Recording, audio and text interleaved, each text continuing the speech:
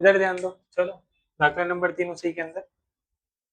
Cricket ટીમના કોચે 7 બેટ અને 6 દડાઓ રૂપિયા 3800 માં ખરીદ્યા, मतलब કે 7 બેટ और 3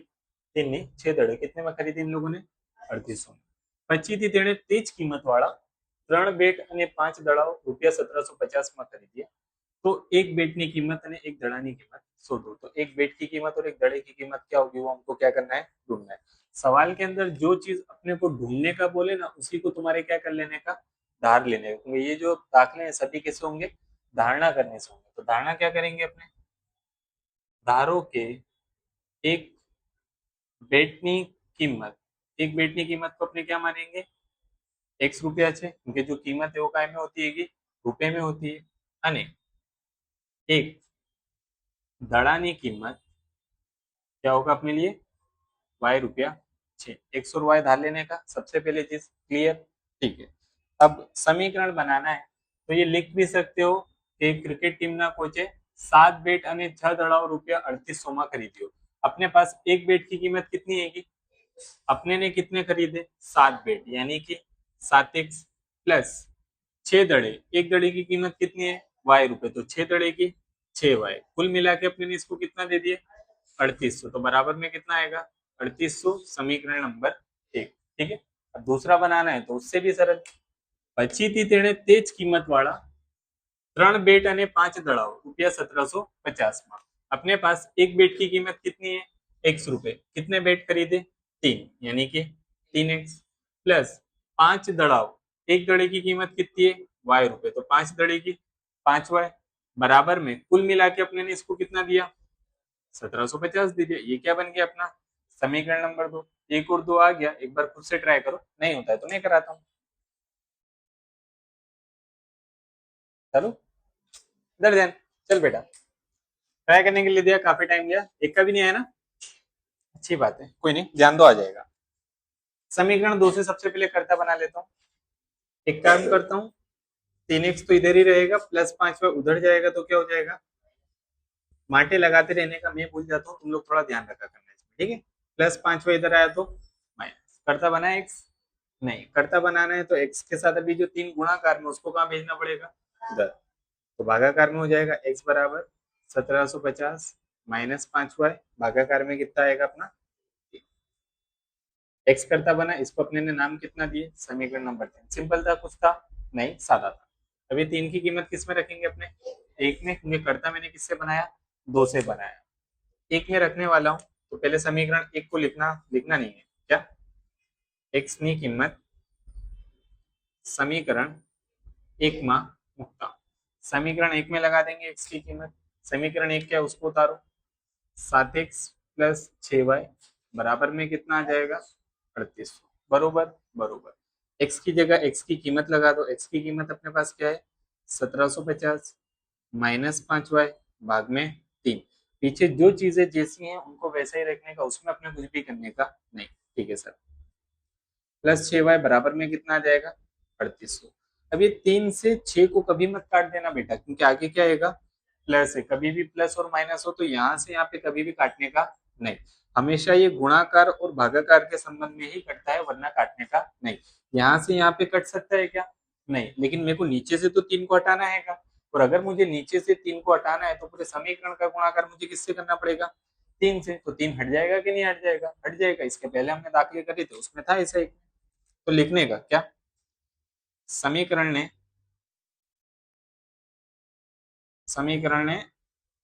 3 वड़े गुणता, ठीक है, यहाँ लिखता, तो पूरे समीकरण का गुणाकार 3 से कर दें, तो जो जैसा है ये इसका ऐसा ही रहेगा, ये एक पद होगा पूरा, ठीक है अपना 1750 माइनस 5y भाग में 3, गुणाकार में कितना आ जाएगा, 3 आ जाएगा, प्लस 6y गुणाकार में कितना आ जाएगा, 3 आ जाएगा, 3800 गुणाकार में कितना आ जाएगा, 3 आ जाएगा। अब ये 3 से 3 क्या हो जाएगा, कट जाएगा। ब्रैकेट ओपन करना है तो अंदर हमको क्या करना पड़ेगा, गुणाकार। 7 का गुणाकार 1750 से करेगा किसी ने, कितना आया, 12,250 आया गुणाकार करने के बाद, प्लस का, सॉरी एक मिनट, अब ये 7 का गुणाकार 5 से भी करना और यहाँ माइनस है तो क्या आएगा, -7 पंचा 35, यानी कि 35y, प्लस का प्लस 6 गुणिया 3 6 तिया 18y बराबर में 3800 गुणिया 3 करे तुम में से कितना है 3800 गुणिया 3 4000 11400 ठीक है बरोबर है।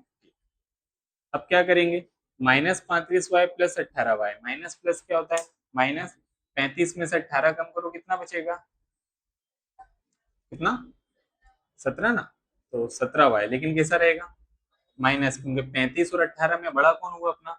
35 और उसके आगे क्या है माइनस तो यहाँ पे अपने क्या लगा देंगे माइनस बराबर में 11400 का 11400 और ये 12250 अपना प्लस है बराबर की उस तरफ आएगा तो क्या हो जाएगा माइनस हो जाएगा 12250 -17y का -17y 11400 में से 12250 क्या कर लो माइनस कर लो कितना बचा 850 लेकिन कैसा माइनस में क्यों माइनस में क्योंकि बड़ी संख्या अपनी काय में आएगी माइनस में बोला है बराबर की इस तरफ और उस तरफ माइनस होगा तो क्या हो जाएगा कट जाएगा। अब क्या करेंगे हमको क्या ढूंढना था y ढूंढना था तो 17 गुणाकार में उसको बराबर की उस तरफ भेजा तो y मिल जाएगा मेरे को तो यहाँ पे कितना बचा अपना 850 भागाकार में कितना आएगा 17 भागाकार कर देता हूँ इसका 850 भागाकार में ऊपर वाली संख्या हमेशा अंदर नीचे वाली संख्या हमेशा कहाँ आएगी बाहर 17 के घड़िए में 85 या 85 से कम 17 पंचे 85 बाद बाकी करे 0 ये 0 कहाँ पे चले जाएगा ऊपर मतलब कि y बराबर मेरा जवाब कितना आएगा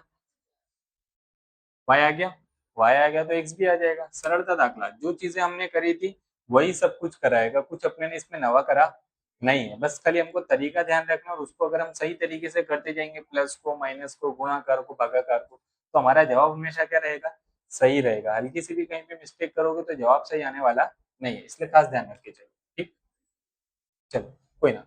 ये y की कीमत अब अपने किस में रख देंगे समीकरण नंबर 3 में तो अपने को क्या मिल जाएगा x मिल जाएगा लिखेंगे क्या y ની કિંમત समीकरण 3 માં मुक्ता समीकरण 3 क्या उसको लिखो x बराबर कितना 1750 -5y भाग में कितना आएगा 3 ठीक है ठीक y की जगह कितना लगाना है 50 1750 का 1750 5 का 5 y की जगह कितना आएगा 50 ठीक है और नीचे 3 का 3 1750 का 1750 माइनस का माइनस पायो पायो 25 और पीछे 0 है तो कितना हो जाएगा 250 नीचे कितना आएगा 3 1750 में से 250 माइनस कर दो 1500 भागाकार में कितना है 3 3 पंचा 15 2 0 बचे लगा दो यानी कि कितना होगा 500 x बराबर कितना आया 500 सवाल क्या मांग रहा था अपने से एक बेट की कीमत है एक गड़ा की कीमत शोधो एक बेट की कीमत को अपने ने क्या बोले थे x और x बराबर कितना मिला 500 यानी एक बेट की कीमत कितनी है 500 रुपए और एक गड़े की कीमत कितनी होगी 50 तो लास्ट में जब फाइनल आंसर लिखो तो हमेशा लिखने का आम एक बेट की कीमत x बराबर 500 रुपया અને એક દડાની કિંમત y बराबर 50 મળશે ठीक है ध्यान से करोगे गलत नहीं जाएगा हाँ बस वो 19-20 का फर्क आएगा तो ही दाखला गलत होगा